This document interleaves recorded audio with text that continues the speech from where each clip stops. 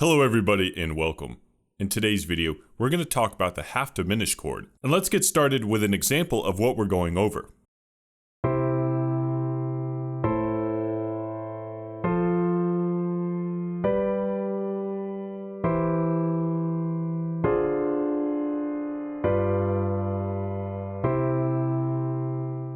The half diminished chord is a non-diatonic chord in major keys, which means it's brought in from outside of your tonic key.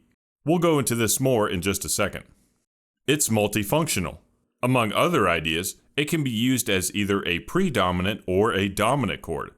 This makes it very useful when writing chord progressions. And it brings a lot of color and tension to your music.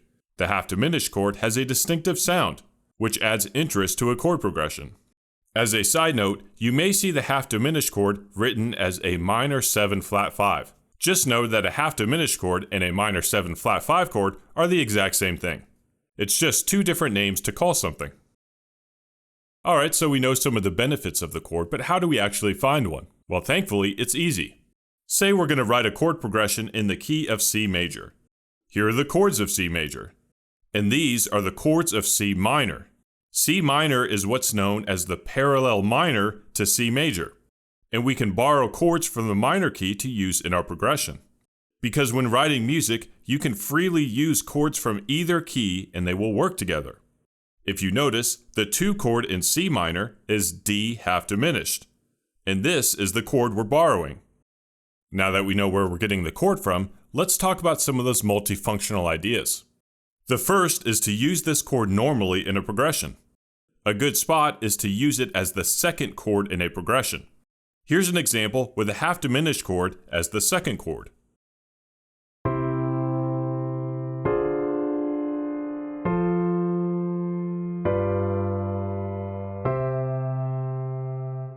The half diminished can also function as a predominant chord. And a predominant chord precedes a dominant chord before resolving to the tonic 1.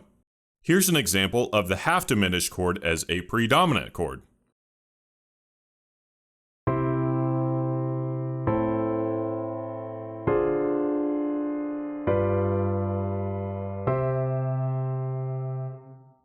And finally, you can use it as a dominant chord.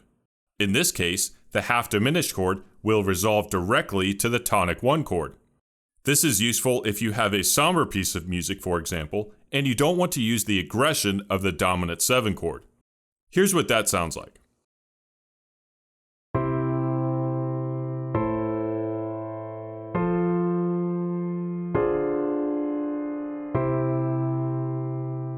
The last thing we're going to talk about is how you can use the half diminished chord to change keys.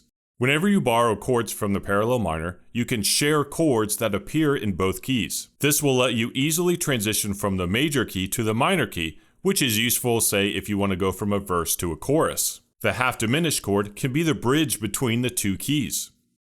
Here are the chords of C major and C minor again. We're already borrowing the half diminished chord, but if you notice, G dominant 7 appears in both keys. This means we can use those 2 chords to easily go from C major to C minor. Here's an example of that.